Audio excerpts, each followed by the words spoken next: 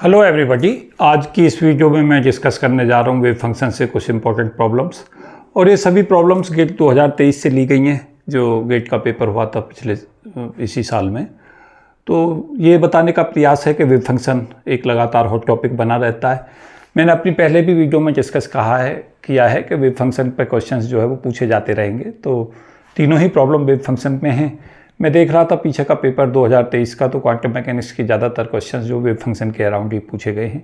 तो wave function पर जितनी मैक्सिमाइज प्रॉब्लम्स हैं उन्हें करने का प्रयास करें और अप्लाई ज़्यादा से ज़्यादा प्रॉब्लम करें, जिससे आप चाहे नेट का एग्ज़ाम दें, चाहे गेट का एग्ज़ाम दें, चाहे जैसे जैम का एग्ज़ाम दें, सभी में कहीं ना कहीं क्वेश्चन जो वेव फंक्शन से मिलते रहेंगे।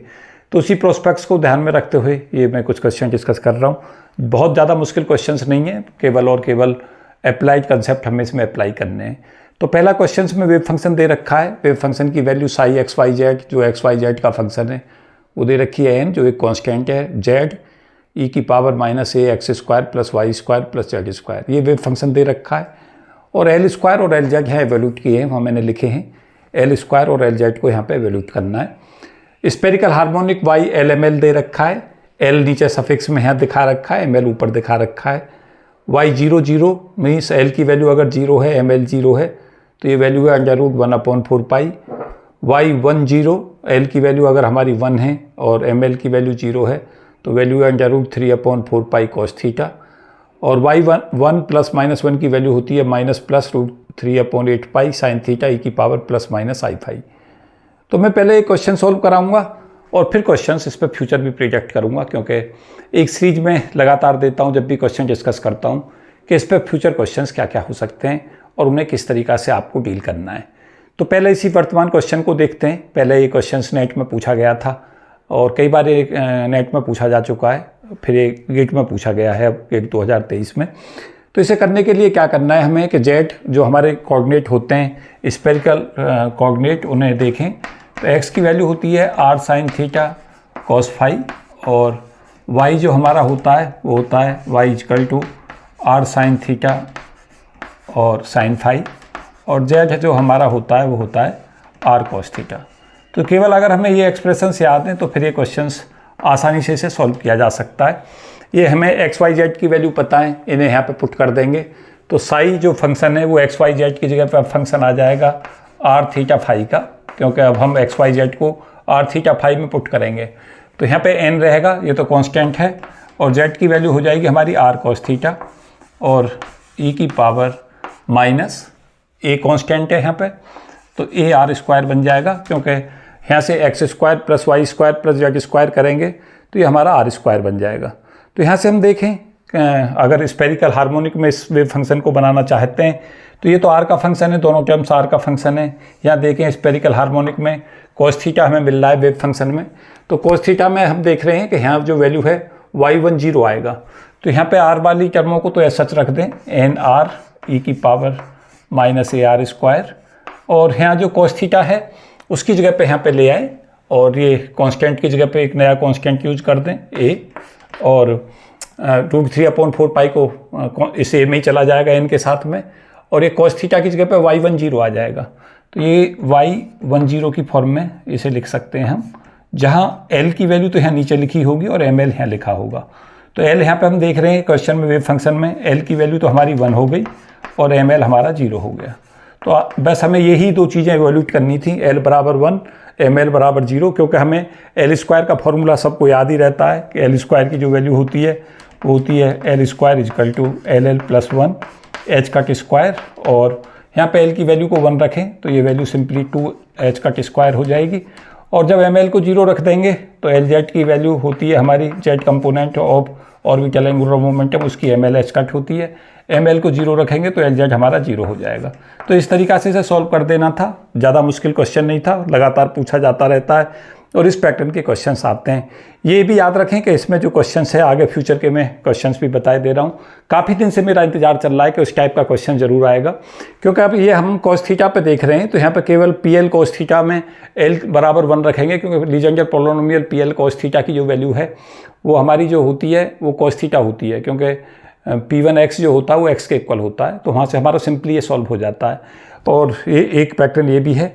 और क्वेश्चन को इजी में इसे इसलिए कहूँगा क्योंकि यहाँ पे y1 0 दे रखा है cos थीटा, बस केवल z की वैल्यू जैसे यहाँ r cos थीटा रखेंगे तो हमें साफ पता चल जाएगा कि l बराबर 1 रखने पे ये वैल्यू बनेगी, और l बराबर 1 यहाँ पे रखेंगे ऑर्बिटल क्वांटम नंबर की वैल्यू, तो कैपिटल L स्क्वायर जो होगा ऑर्बिटल एंगुलर मोमेंटम का स्क्वायर, उसकी वैल्यू सिंपली 2h का स्क्वायर वैल्यू हो जाएगी।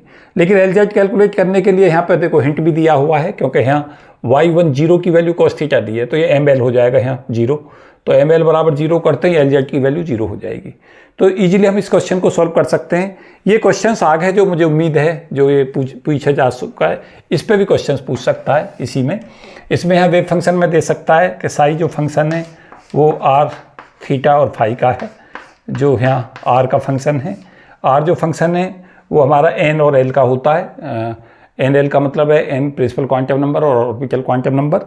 और यहाँ पर दे सकता है 3 cos स्क्वायर थीटा -1, इसकी मुझे काफ़ी दिन से उम्मीद है इस तरीक़ा के क्वेश्चन की। तो ये हमारा P2 cos थीटा यहाँ हो जाएगा, और यहाँ पे जो वैल्यू है वो हमें यहाँ से दे सकता है e की पावर ± i5, इस फॉर्म में दे सकता है। और फिर पूछेगा इसके अंदर ml कितना होगा, lz कितना होगा, और इसके अंदर l स्क्वायर की वैल्यू क्या होगी। तो जब यहाँ पे हम हाफ कांस्टेंट की तरह ले लेंगे इसे, 3 cos स्क्वायर थीटा -1/2 कर देंगे इसे, तो ये P2 cos थीटा की वैल्यू हो जाएगी। तो P2 cos थीटा का मतलब जो हमारा हो जाएगा वो half into 3 cos square theta -1 होता है, तो L की वैल्यू 2 हो जाएगी। और ऐसे केस में जो क्वेश्चंस है L स्क्वायर की वैल्यू यहाँ से आएगी L इंटू L + 1h का स्क्वायर, और L की वैल्यू ये रख देंगे यहाँ पे ऑर्बिटल क्वांटम नंबर की, तो ये 6h का स्क्वायर इसका आंसर हो जाएगा।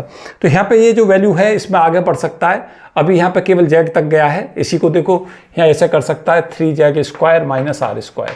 तो ये क्वेश्चन फिर उसी फॉर्म में सॉल्व होगा, क्योंकि z की जगह पर रख देंगे r cos थीटा और r स्क्वायर को बाहर ले जाएंगे, तो ये 3 cos स्क्वायर थीटा -1 की फॉर्म रह जाएगी, और वहाँ से ये हमारा P2 cos थीटा बनेगा। P2 cos थीटा से हम L बराबर 2 ले लेंगे, और L बराबर 2 लेके उसे सॉल्व कर देंगे आगे, तो इजीली ये फिर सॉल्व हो जाएगा। उसके अलावा इसमें ही क्वेश्चंस इस पे पूछ सकता है इसी में, जैसे वेव फंक्शन साई जो हमें दे सकता है। मैं थोड़ा सा स्पेस करता हूँ यहाँ, बनाता हूँ और आपको बताता हूँ कि और इस पर फ्यूचर में कैसे क्वेश्चंस पूछे जा सकते हैं। मैं सदा जब भी क्वेश्चंस आता है कोशिश मेरी रहती है कि सदा इस पे आगे के क्वेश्चंस फ्यूचर जो है वो प्रिडिक्ट करूँ, किस तरीक़ा के फ्यूचर में क्वेश्चंस आ सकते हैं, जिससे आप पहले से ही प्रिपेयर हो जाएं कि इस टाइप के क्वेश्चंस आएंगे तो उन्हें हम किस तरीक़ा से हम हैंडल कर पाएंगे। तो अगर आपको इस तरीक़ा से हैंडल करने का वो रहेगा तो फिर आप इजीली इस तरीक़ा के क्वेश्चन उठा लेंगे। जैसे साई देता है r थीटा फाई में, और यहाँ इसको ले लेता है constant a r n l, और फिर यहाँ पे क्वेश्चंस में दे देता है यही वैल्यू साइन थीटा e की पावर ± i5, ये दे सकता है। अब इसमें पूछ सकता है कि इसी में जो वैल्यू है हमें कैलकुलेट करनी है L स्क्वायर की, और हमें कैलकुलेट करनी है ml की वैल्यू और LZ की वैल्यू।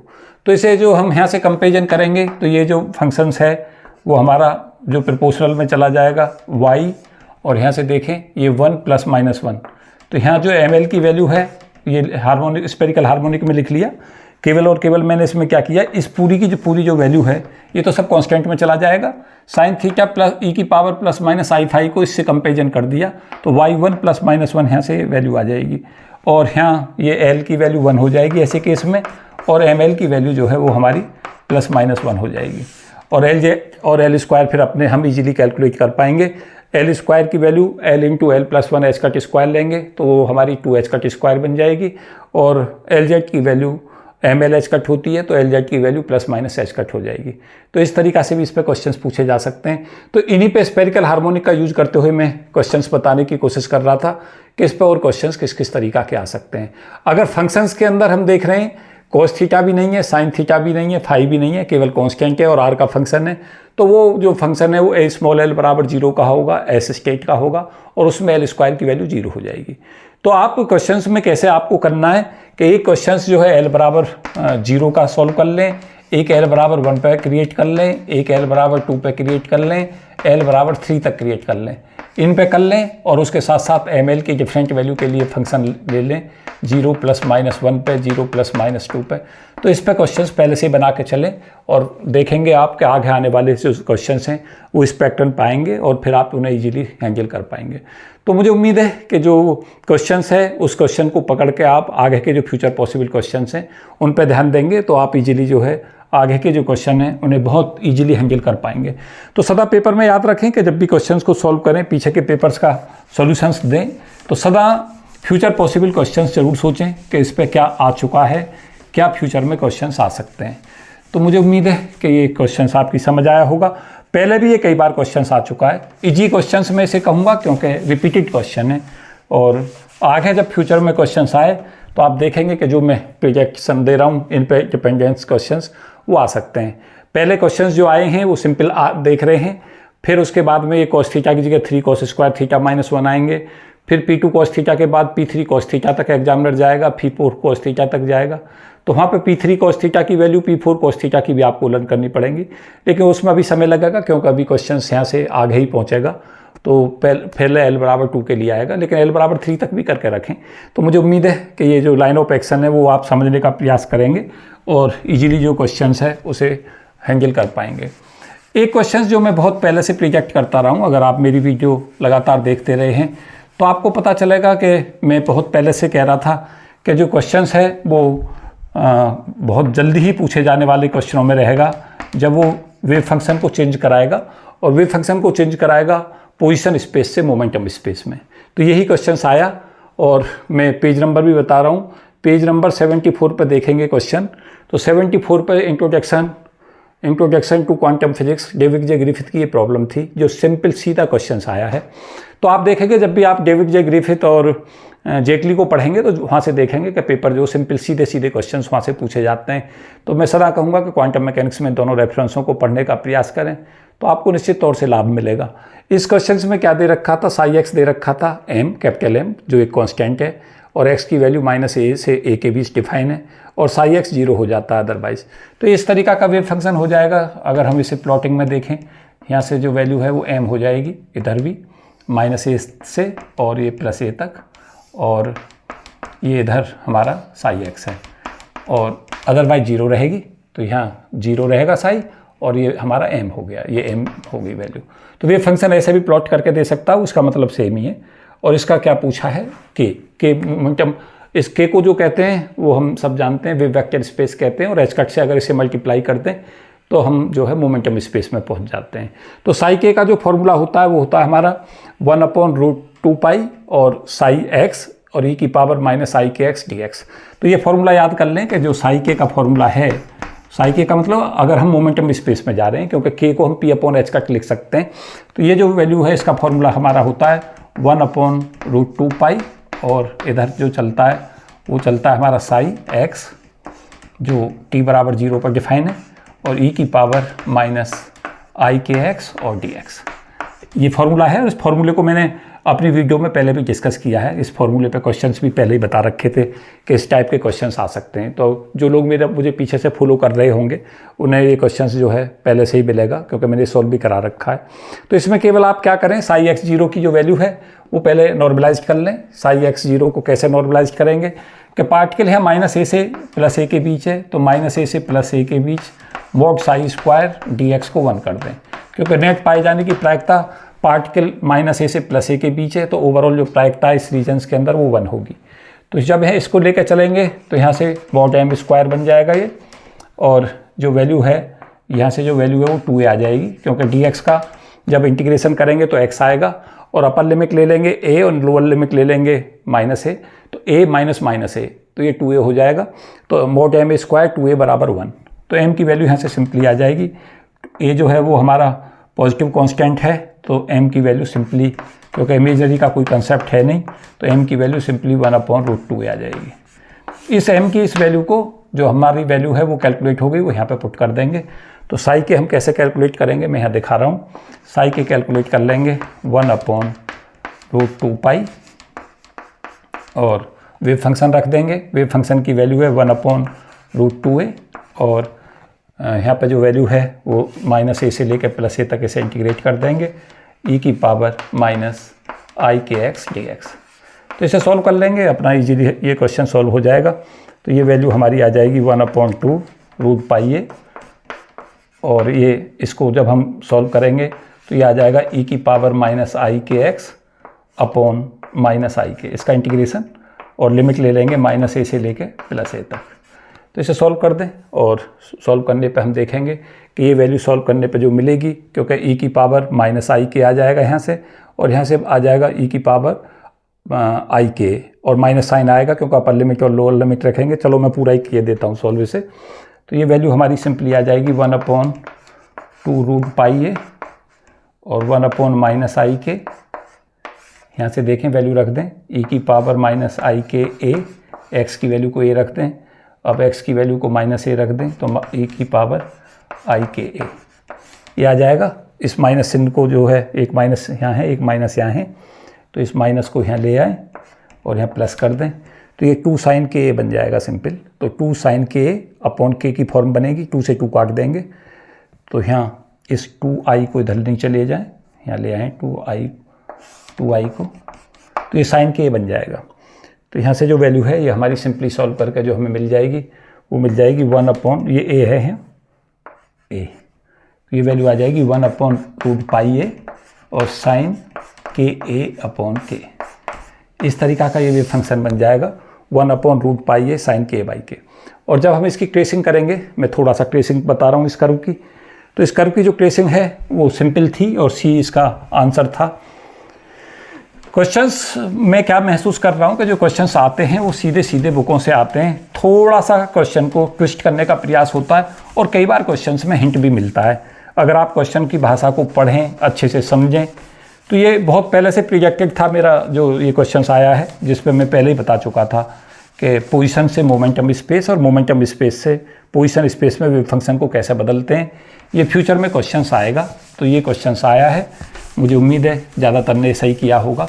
और डायग्रामों पर काम करें, क्योंकि मैं पहले भी बता चुका हूँ डायग्राम का जो क्वेश्चंस है वो ज़्यादा पूछे जा रहे हैं। आजकल जो डायग्राम का रोल है वो क्वेश्चंस में बढ़ रहा है, लगातार डायग्राम डिफरेंट आते हैं बने हुए और उनसे क्वेश्चन सॉल्व करना पड़ता है।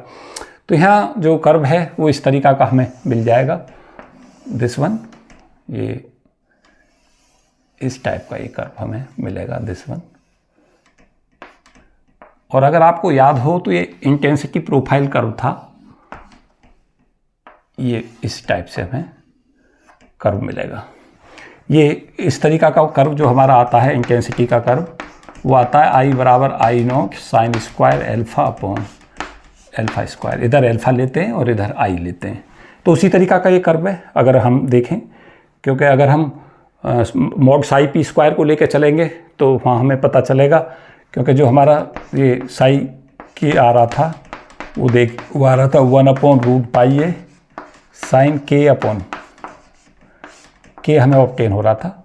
और अगर हम इसे स्क्वायर इसका करके चलेंगे तो यहाँ पे हम इसे स्क्वायर में ले जाएं, तो ये हमारा जो कर्व है वो हमारा इसी फॉर्म में आ जाएगा, साइन स्क्वायर के अपॉन के का स्क्वायर फॉर्म। तो ये sine square alpha upon alpha square की फॉर्म बनेगी और वो इंटेंसिटी प्रोफाइल कर्व आता है। और ये सिंगल स्लिट में हम देखेंगे ऑप्टिक्स में इसी तरीका का ये कर्व मिलता है, इंटेंसिटी इधर होती है और एल्फा इधर होता है। तो यहाँ पे मैक्सिमम इंटेंसिटी मिलती है और इधर इंटेंसिटी घटती चली जाती है दोनों तरफ। तो ये हमारा सिंगल स्लिट एक्सपेरिमेंट में इस तरीका का कर्व हम देखते हैं, इसकी मैं कंपेरिजन भी करके बता रहा था। तो मुझे उम्मीद है कि ये जो क्वेश्चंस है वो आपकी समझ आया होगा।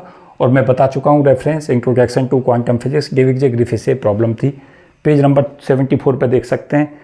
ए की जो हमारा ये एम ले रखा है क्वेश्चन में, वो एम की जगह पे ए दे रखा है वहाँ बस केवल, बाकी क्वेश्चन सेम है और सेम ही इसका सॉल्यूशन है और सेम ही इसका पैटर्न है।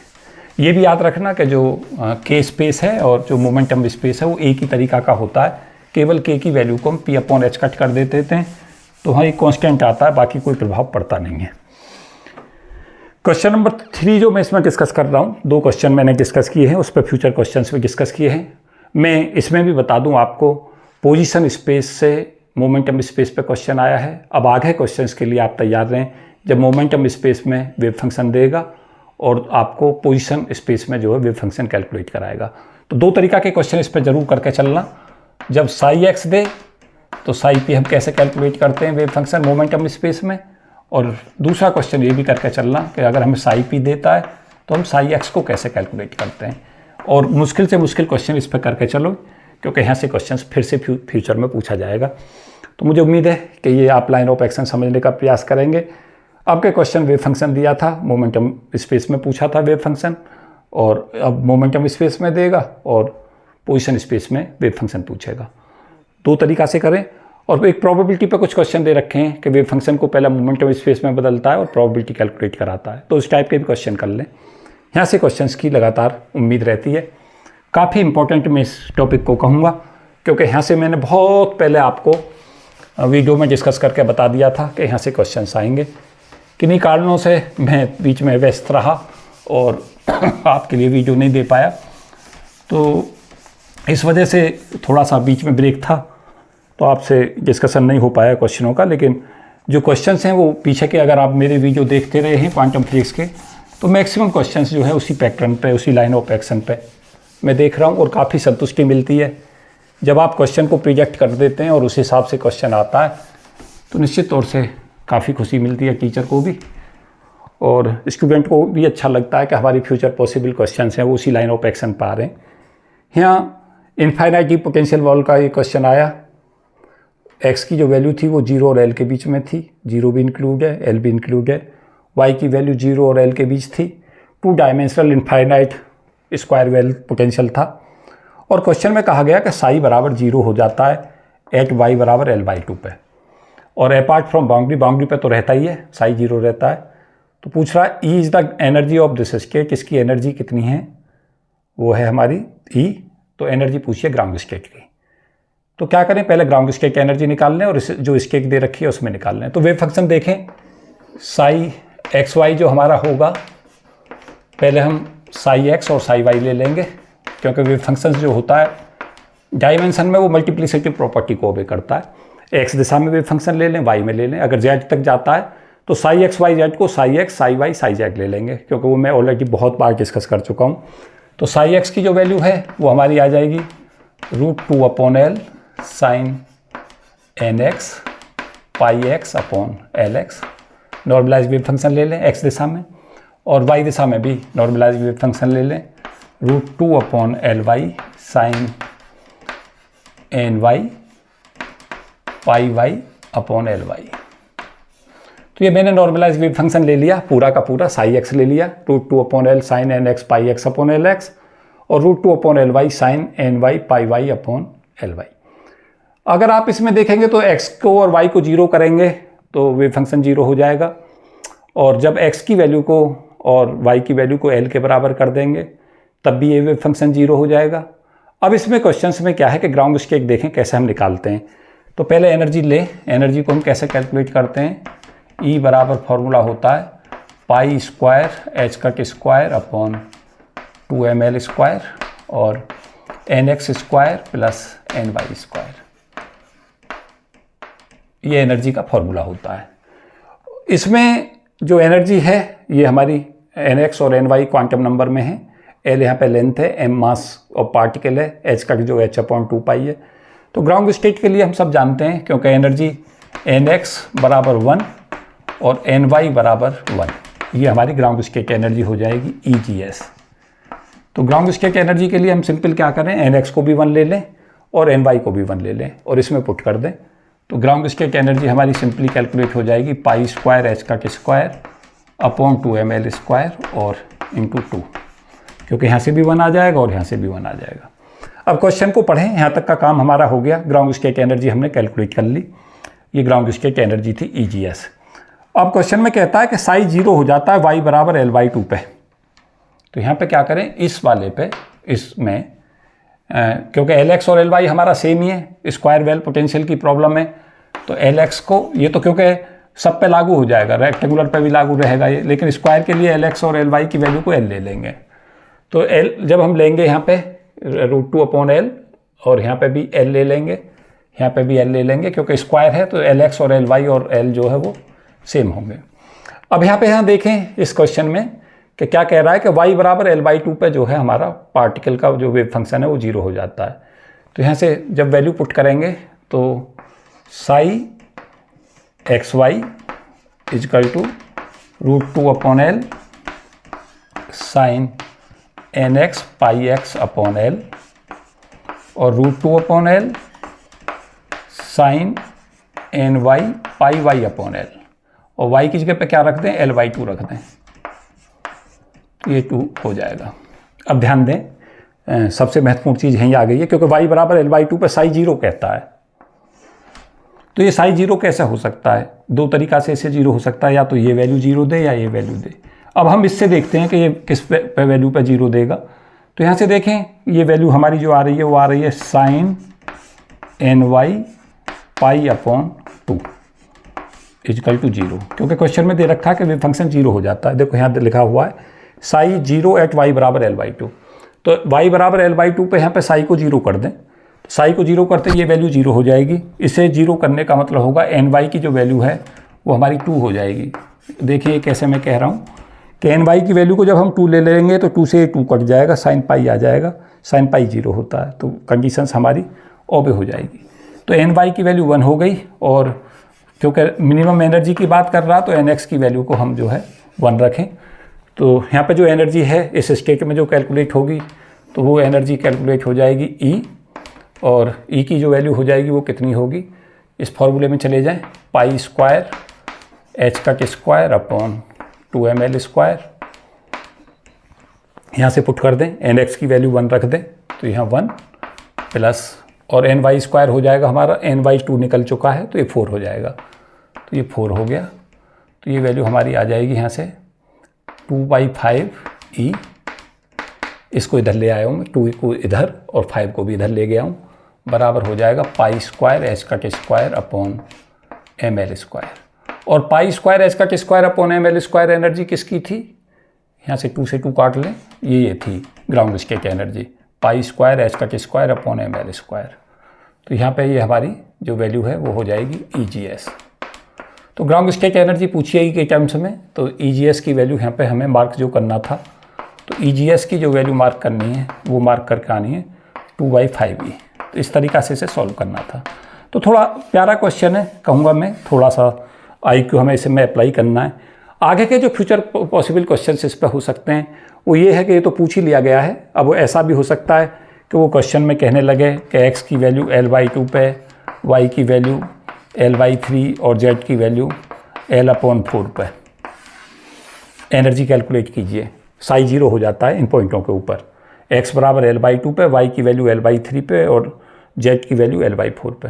तो इसी फॉर्मूले को पहले तो हमें बढ़ाना पड़ेगा। अगर ये तुम्हारा क्यूब का क्वेश्चन है तो pi square h cut square upon 2ml² nx² plus ny² plus nz², और फिर यहाँ से कंपेरिजन करके, जैसे यहाँ गए थे उसी तरीक़ा से कंपेरिजन करके ny की वैल्यू 2 हो जाएगी, उसी तरीक़ा से nz की वैल्यू यहाँ पे 3 हो जाएगी, इसी तरीक़ा से जो हमने ये पैटर्न अपनाया था, और nz की जो वैल्यू है वो हमारी 4 हो जाएगी।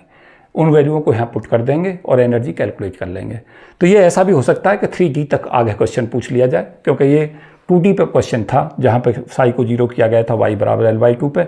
अब हो सकता है 3 पॉइंटों पे कर दे या 2 पॉइंटों पे कर दे।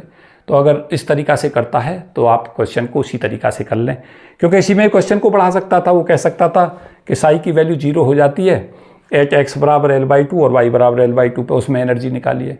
तो वहाँ पे फिर nx की भी वैल्यू 2 हो जाती है और ny भी 2 हो जाता है इसी पैटर्न से, और फिर एनर्जी के फॉर्मूले में जाते और सॉल्व कर लेते। तो इसी पैटर्न के क्वेश्चंस 2D में और 3D में और भी सर्च कर लें, और भी तरीक़ा के इस तरीक़ा के क्वेश्चन बना लें, क्योंकि फ्यूचर में इस तरीक़ा का जो क्वेश्चन है वो फिर से पूछे जाने के चांसेज है। तो मुझे उम्मीद है कि ये वीडियो निश्चित तौर से आपको फ्यूचर डायरेक्शन भी देगी क्वेश्चंस की, और जो क्वेश्चंस आए हैं उन्हें बताएगी भी कि किस तरीक़ा से इन्हें सॉल्व करना था। तो मुझे उम्मीद है कि जो मेरा ये चैनल है वो आपको राहें दिखा रहा होगा, और आगे भी ये प्रयास रहेगा कि आपको जो है डायरेक्शन एक जो प्रॉपर दी जाती रहे। तो इस वीडियो में इतना ही। Thank you and best wishes for all of you. जय हिंद।